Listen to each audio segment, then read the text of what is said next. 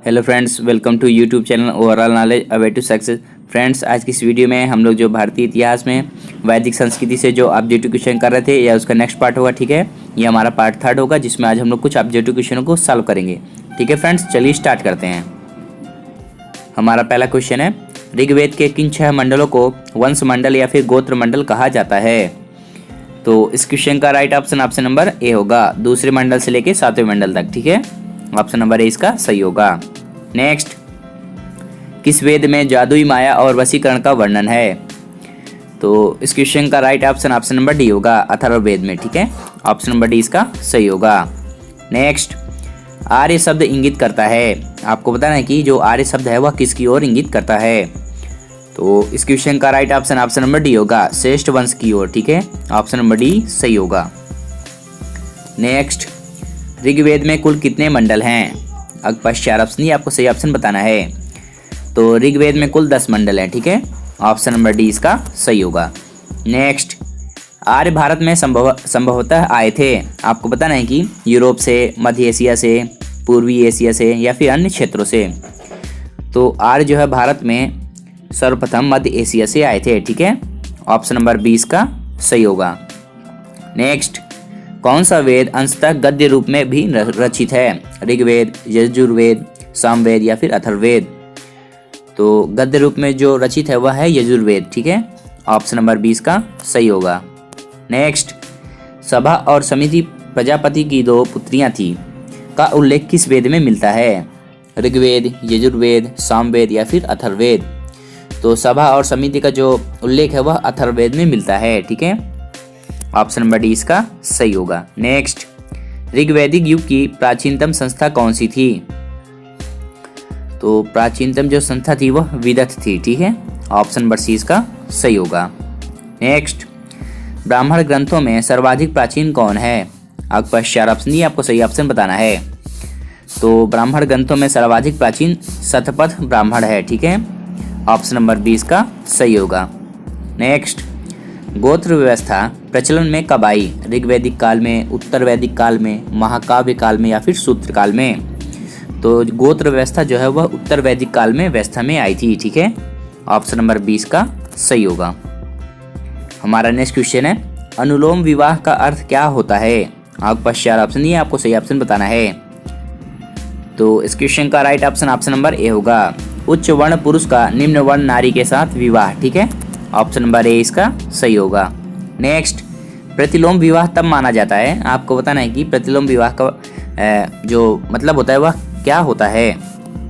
तो इस क्वेश्चन का राइट ऑप्शन नंबर बी होगा, जब उच्च वर्ण की नारी निम्न वर्ण के पुरुष के साथ विवाह करती है तो उसको हम लोग प्रतिलोम विवाह कहते थे। ठीक है, वैदिक संस्कृति में।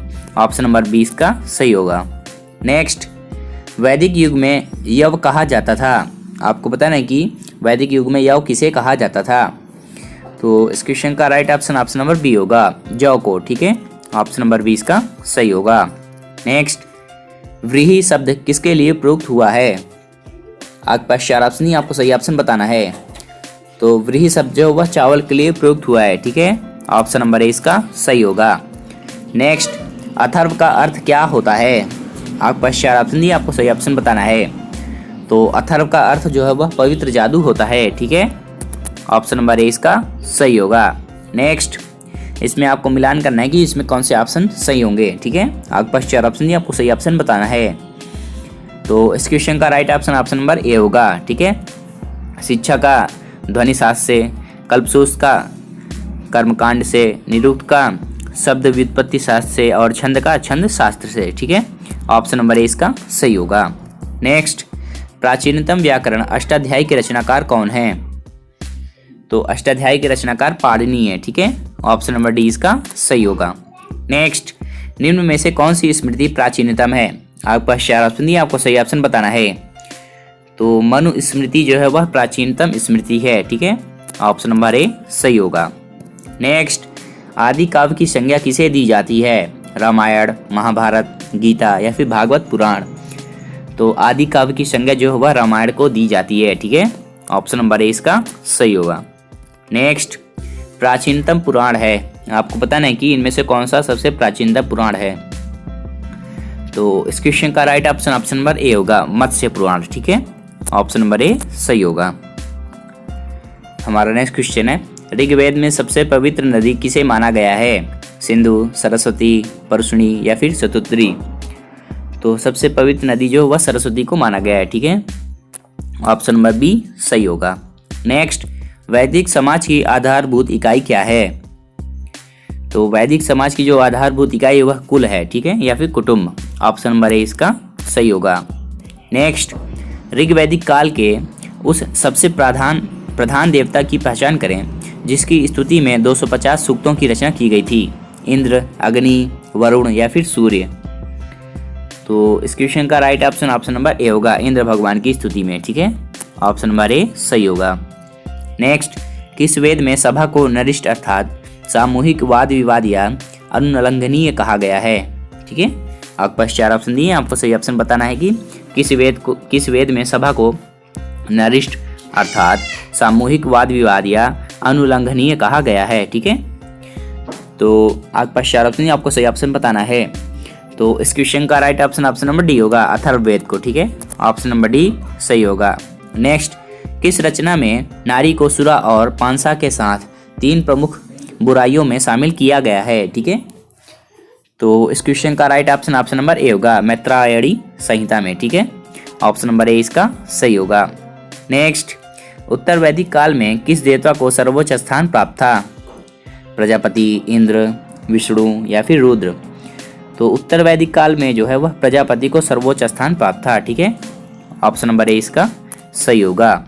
नेक्स्ट, इसमें आपको मिलान करना है कि इसमें कौन से ऑप्शन सही होंगे, ठीक है, इसमें 4 आपको यज्ञ के नाम दिए गए हैं, इसमें आपको मिलान करना है कि कौन सा ऑप्शन सही होगा। तो इस क्वेश्चन का right option option number A होगा, ठीक है, इसमें राजसूय यज्ञ राजा के सिंहासनारोहण से संबंधित था, ठीक है, राजा के सिंहासन से संबंधित था। अश्वमेध यज्ञ राजनीतिक शक्ति बढ़ाने हेतु किया जाने वाला यज्ञ था, और वाजपेयी यज्ञ सौर्य प्रदर्शन व प्रजा के मनोरंजन के लिए किए जाने वाला यज्ञ था, और अग्निष्टोम यज्ञ जो था देवताओं को प्रसन्न करने हेतु अग्नि में जो पशु बल दिया जाता था, ठीक है, इत्यादि ये सब थे। तो ये 4 जो यज्ञ के नाम दिए थे और इनमें इनकी विशेषताएं थी, ठीक है, ऑप्शन नंबर ए इसका सही होगा। नेक्स्ट, इसमें आपको बताना है कि जो ऋग्वैदिक काल में जो उल्लेखित नदियों के नाम थे और उनके अब नाम क्या हैं, ठीक है, आपके पास 4 ऑप्शन, आपको सही ऑप्शन बताना है। तो इस क्वेश्चन का right option option number A होगा, ठीक है, पुरुषनी हम लोग रावी नदी को कहते थे, ठीक है, पुरुषनी रावी नदी को, शतुद्री सतलज नदी को, अस्किनी चिनाब को, ठीक है, और विपाशा व्यास नदी को, ठीक है, ऑप्शन नंबर ए इसका सही होगा। नेक्स्ट, संस्कारों की कुल संख्या कितनी है? 14, 15, 16 या फिर 18? तो संस्कारों को जो कुल संख्या है वह 16 है, ठीक है, ऑप्शन नंबर सी इसका सही होगा। नेक्स्ट, इसमें आप विवाह के नाम दिए गए हैं, ठीक है, जैसे ब्रह्म विवाह, दैव विवाह, आर्ष विवाह और प्रजापत्य विवाह, ठीक है, इनमें आपको मिलान करने की इनमें से कौन से ऑप्शन सही होंगे। तो इस क्वेश्चन का right option option number A होगा, ठीक है, ब्रह्म विवाह में क्या है? समान वर्ण या जाति का विवाह, ठीक है, दैव विवाह में क्या है? पुरोहित का पारिश्रमिक में मिले कन्या के साथ विवाह, ठीक है, ऑप्शन नंबर बी। आर्ष विवाह में क्या? कन्या मूल के रूप में एक जोड़ी गाय व बैल चुकाकर किया गया विवाह था, आर्य विवाह। और प्रजापति विवाह क्या था? बिना दहेज का विवाह था, ठीक है, ऑप्शन नंबर ए इसका सही होगा। ठीक है फ्रेंड्स, तो ये आज हमने भारतीय इतिहास में वैदिक संस्कृति से नेक्स्ट पार्ट किया, ठीक है, जिसमें आज हम लोगों ने कुछ ऑब्जेक्टिव क्वेश्चनों को सॉल्व किया। इसके बाद भी हम लोग इसके 1 या 2 पार्ट लाएंगे और भी क्वेश्चनों को कवर करेंगे। यदि आप चैनल पर नए हैं तो चैनल को सब्सक्राइब करें और बेल आइकन को प्रेस करें ताकि नोटिफिकेशन सबसे पहले आपके पास जाए, और इस वीडियो को लाइक और शेयर जरूर करें।